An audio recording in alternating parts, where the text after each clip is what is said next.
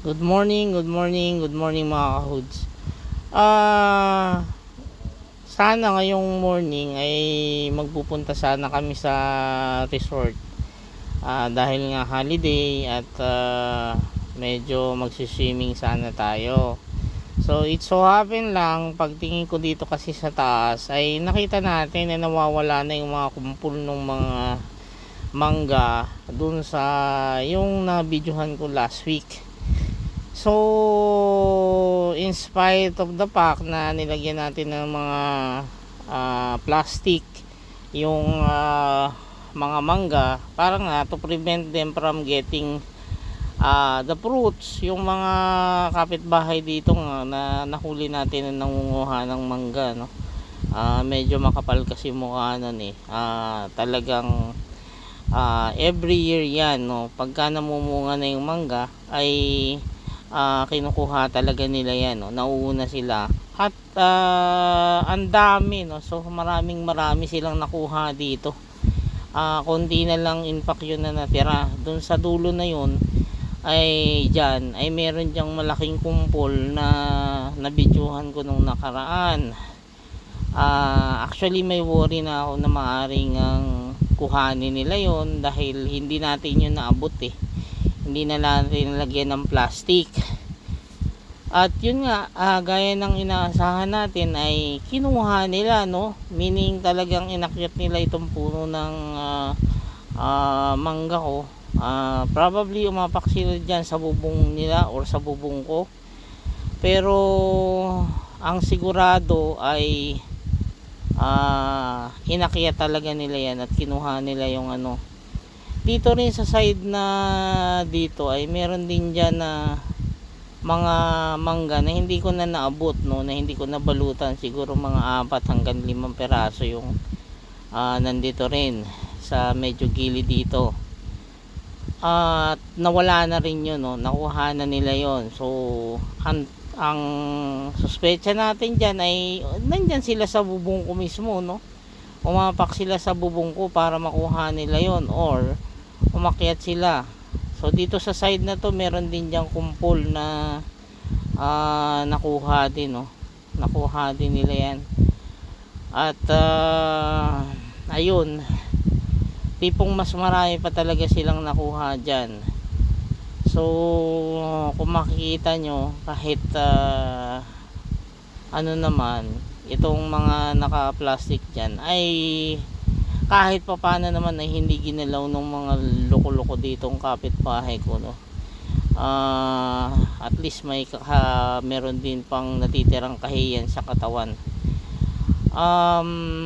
Yung mga naka-plastic din naman dyan sa medyo baba ay hindi rin nila ginalaw, no.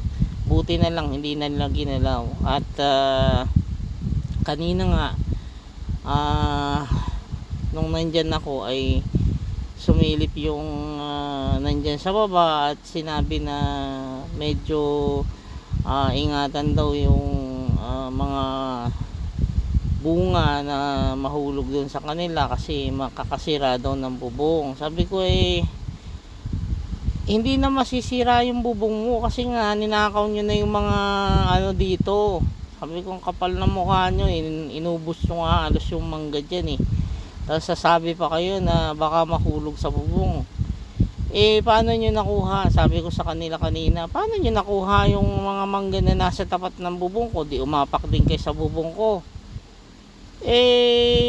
Kayo pa yung magsasabi ng ganyan eh. Kayo nga itong nagnanakaw. So pumasok na siya nung sinabi ko yun, hindi na sumagot.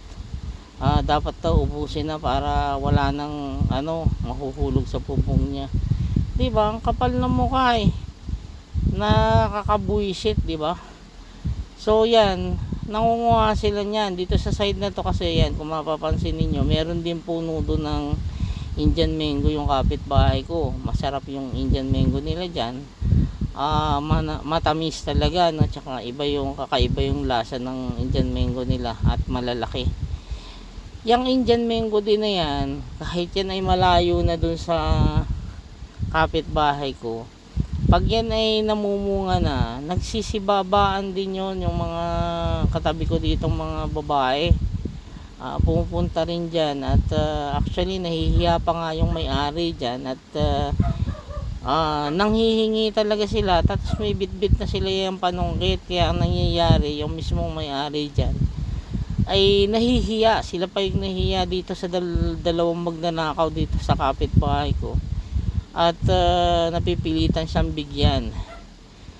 So ngayon ay uubusin na natin yan para hindi na nila balik-balikan, kasi maha-high blood ako kung every week na lang or every day ay makikita kong unti-unting nauubos lahat yung mga bunga niyan.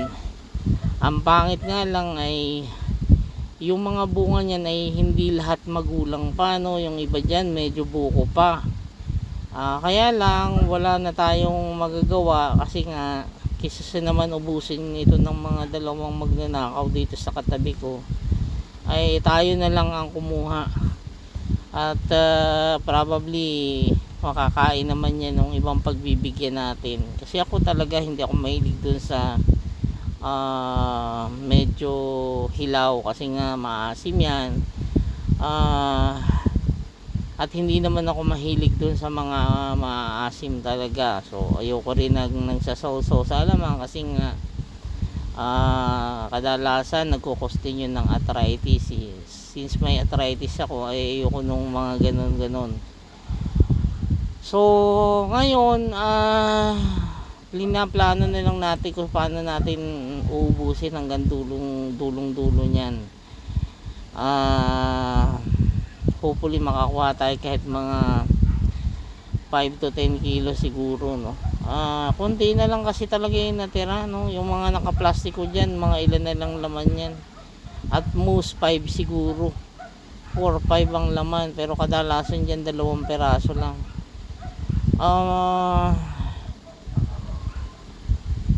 Yung ano dito,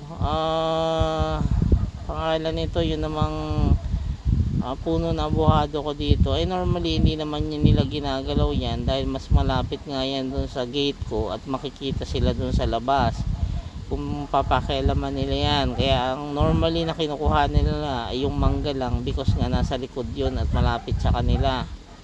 So ayan yung mga nakaplastiko na kukuhanin na rin natin lahat. Hindi na tayo magtitira at mahirap na talagang kahit paringgan mo yung mga yan, talagang nanakawin, no. Mahang-haba-haba ng panungkit na ginawa nila, no. Kung wala talaga intention sila magnakaw dyan, hindi sila gagawa ng ganong kahabang panungkit dahil wala man silang halaman, no. So dito sa kabilang side ko ay meron ako dito yung na-mention ko sa inyo na may isa pa akong avocado tree. Oo, kaya lang medyo maliliit yung bunga nun. Pero in terms dun, compared dun sa dalawa, ay yung malaki kasi mas mabilis yung masira. Unlike yung maliliit, medyo nagtatagal yun, no? Nagtatagal bago masira. Kaya lang kukunti ang bunga. Ayan, no? Ayan yung mga bunga niya. Kukunti lang. Siguro maswerte na dyan ng mga 3 kilo, no? Kasi hindi rin naman yan talaga naglalalaki, unlike dun sa isang na jumbo size yun. Ayan, maliliit. So maya lang siguro akyatin natin yan, and then i-add ko dito sa video na to sa dulo yung mga kung gaano karami yung maha-harvest natin dito ngayon at maaring ipamigay na lang natin, no? Kasi nga una hindi naman natin yan mauubos lahat. So dito tayo mag-uumpisa dyan sa tinuturo ko, medyo malayo dyan ay pipilitin nating abutin, no? Para wala na talagang makuha. Meron pa kasing natira dyan mga 1 peraso yata, no? So kukuhanin na natin yon. Yan. So after ng manguha ako dyan ay bago matapos itong video na to ay ipapakita ko naman, kasi kinat ko na to, no? Kasi nga wala naman akong kasama nung nangunguha ako dyan. So since wala akong kasama, hindi ko ma-video yung mga kinukuha ko dyan. So umakyat na ako at inisa-isa ko nang kuhanin. Nagumpisa ako dun sa pinakadulo hanggang dun sa malapit abutin, no? May mga items pa nga dyan na nahulog. So ito na yung na-harvest natin, no? Ganyan lang siya karami. So konting-konti lang siya, mga ano na siya, no? Mga siguro abot din naman ng 7 kilos yan. At ayan, kung makikita ninyo ay mag-ano rin tayo, na magpipintura tayo ng bubong din. Pinakiskis na natin yan, kaya wala na kayo makitang pintura dyan, no? Pinakiskis natin yung dating pintura at lalagyan natin ng panibagong pintura na blue. Dati kasi red yung nakalagay dyan, no? So babalik natin yung blue na color ng bubong para at least ma-prevent naman siya na magkaroon ng rust at masira. So yun lang muna at maraming salamat sa inyo. Hanggang sa muli. Thank you.